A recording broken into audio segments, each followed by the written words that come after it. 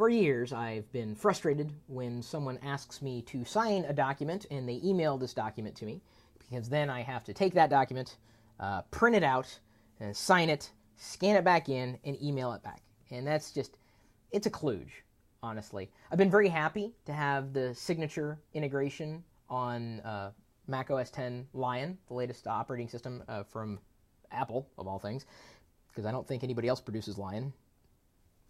So in the preview app on Lion, you can include a signature, and it's easy to stamp the tool, stamp your signature in using the tool, and that way I can just take a document, open it up in preview, and never have to worry about printing it out and still get everything done, including, adding a date, any other kind of text fields, and then the signature. And for all intents and purposes, when I send it back to them as a PDF, it's just like sending a fax. But there are certain ways to have your electronic signature accepted outright. One of those ways is by using DocuSign. And if you ever needed to sign a document electronically and you want it to be legally binding, DocuSign may be the route you want to take. And there is a new app for you as a consumer called DocuSign Inc., and you can start using it right now. And with it, you could use something like your iPhone to stamp in your signature and have it accepted as a legally binding signature. You could also email your documents into an alias in case you didn't have them on the device itself for you to sign, so you can be on the go and sign a document. The alternative to this, I've used a few apps that allow me to sign my name, just using my finger, but then inevitably, if you've ever tried to sign anything with your finger, it never looks the same as what it would look like if it was, you writing with a pen or some other kind of blunt instrument. You could use a sharp instrument, I suppose. But this is the future. Your signature is going to be out there, and you got to protect it, right? You want everything to be safe and secure. DocuSign may be the way you're going to go. I mean, I don't know.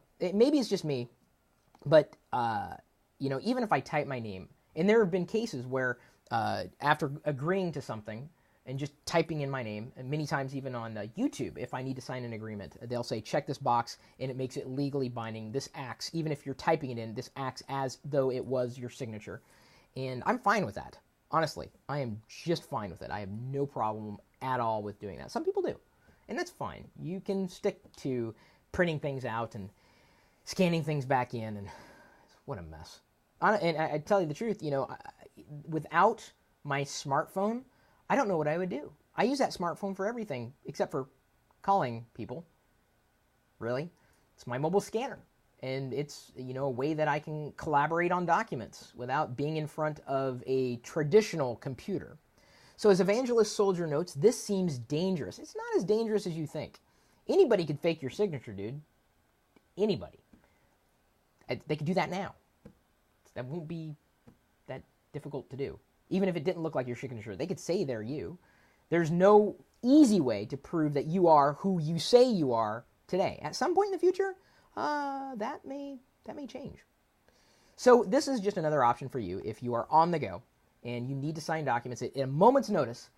This may be the way you'd want to do it in a legally binding, clean, and secure capacity. Check out the article link.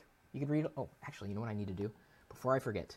I've got the article pulled up here on LockerGnome.com. I'm going to +1 it, like it on Facebook, and make sure it gets tweeted out to my followers. You might do the same thing if you think it's interesting.